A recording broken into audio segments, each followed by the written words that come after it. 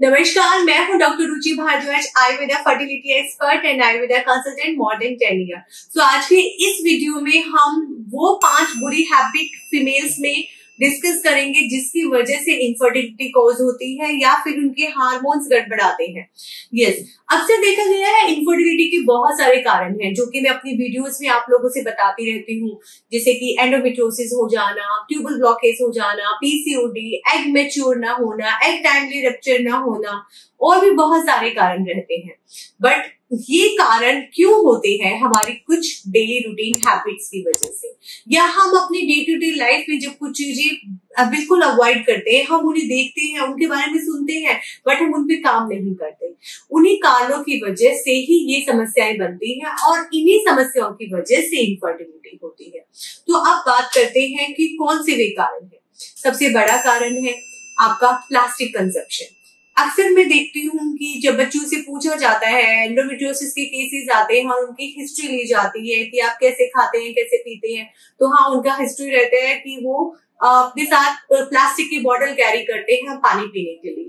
दूसरा, ऑफिस में working females जो है वे डिस्पोजल्स में खाना खाती है। तो हाँ, डे टू डे लाइफ में जब आप बहुत ज्यादा प्लास्टिक का आपका कंजप्शन रहता है या वाटर जो प्लास्टिक की बोतल में बहुत देर तक पड़ा रहता है आप उसको पीते हैं, तो आपकी बॉडी में जीनो एस्ट्रोजन कॉज हो जाते हैं, यानी कि आपकी बॉडी में जीनो एस्ट्रोजन बन जाते हैं। एक तरह के हार्मोन्स का स्तर, जो एस्ट्रोजन लेवल है वो आपका डिस्टर्ब हो जाता है और उसकी वजह से एंडोमेट्रियोसिस, एडिनोमाइसिस की ये सारी समस्याएं हो जाती है।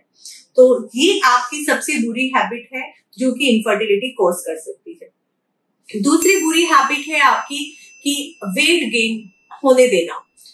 अक्सर देखा गया है कि बच्चे या तो एकदम से वेट लूज करने पे ध्यान देते हैं या गेन करने पे। जब आपकी लाइफस्टाइल की वजह से सडनली वेट गेन होता है तो आप उस चीज को रूल आउट नहीं करते कि थायराइड बढ़ा हुआ है या फिर आपका खाना पीना सही नहीं है या शुगर लेवल कैसा है, इंसुलिन रेजिस्टेंस तो नहीं होगी या बॉडी, या किस वजह से बॉडी में ये आपका वेट गेन हो रहा है। उसके लिए भी बच्चों के बहुत सारे टेस्ट है, जैसे कि थायराइड है, प्रोलैक्टिन है, इन चीजों पे हमें ध्यान देना चाहिए।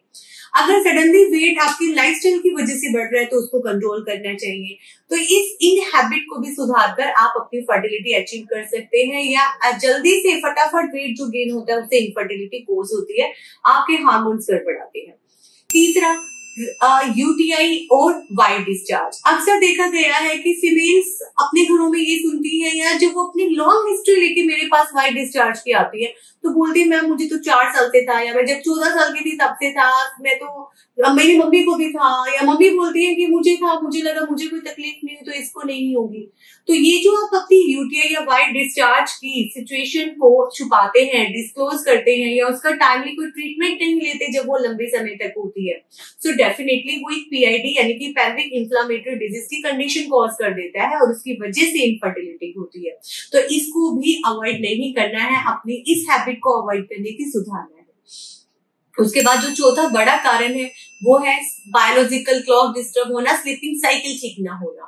अक्सर देखा गया है कि बच्चे करियर के चक्कर में या देर रात पार्टियों के चक्कर में या फिर वर्किंग आवर्स हो रहे हैं उस चक्कर में रात को देर तक जागते हैं और सुबह लेट उठते हैं, और जिसकी वजह से स्लीपिंग साइकिल आपके एफएसएच लेवल को, एलएच लेवल को डिस्टर्ब करती है, बॉडी में प्रोलैक्टिन रिलीज करती है, जिसकी वजह से इनफर्टिलिटी होती है और फीमेल में एग क्वालिटी को पुअर करती है।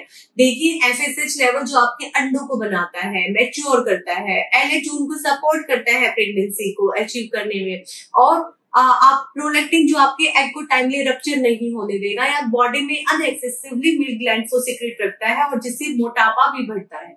ये सारी सिचुएशन आपको पीसीओडी पेशेंट बना देंगी और आप टाइम पे अपनी फर्टिलिटी अचीव नहीं कर पाएंगे, आपको इनफर्टिलिटी की समस्या हो जाएगी। तो ये सबसे ज्यादा जरूरी है कि हमें स्लीपिंग साइकिल को करेक्ट करना है, जिससे हमारे हार्मोन सुचारू रूप से चलते रहे और हमें इनफर्टिलिटी की समस्या ना हो। और पांचवा बड़ा जो कारण है, जो सबसे बड़ा है, वो है एग्रेसिवली एक्सरसाइजेस करना। आजकल जो जिम ट्रेंड है, मैं देखती हूँ, सुनती हूँ, जो भी एंडोमेट्रियोसिस के, एडिनोमाइसिस की पेशेंट आती है, या तो वो पूरा दिन खाना नहीं खाती है, न्यूट्रिशन की कमी रहती है, या फिर अंडरवेट होती है, या फिर जिनमें एग्रेसिवली एक्सरसाइजेस करती हैं। एग्रेसिवली आयुर्वेद बोलता है कि आपको अपने साथ में आपके अपनी बॉडी के बल के अकॉर्डिंग काम करना है, और वो चीजें आपको एक आयुर्वेदिक डॉक्टर बहुत अच्छे से बताएगा। तो एग्रेसिवली एक्सरसाइजेस करने से भी एंडोमेट्रियोसिस, एडिनोमाइसिस का कंडीशन होगा, आपके हार्मोन्स गड़बड़ाएंगे और अगेन इसकी वजह से आपको इनफर्टिलिटी होगी। तो आज ये 5 जो बुरी हैबिट्स है, या आप इन पे काम नहीं कर रहे हैं, तो आज ही से इनको सुधारिए अपनी फर्टिलिटी अचीव करने के लिए, और टाइमली एक अच्छे आयुर्वेदिक डॉक्टर से अपना अपॉइंटमेंट बुक करवाइए, ताकि आपकी प्रकृति के अकॉर्डिंग आपको क्या करना है आपको पता चले, और आप टाइमली अपनी फर्टिलिटी बूस्ट कर सके और अचीव कर सके। धन्यवाद।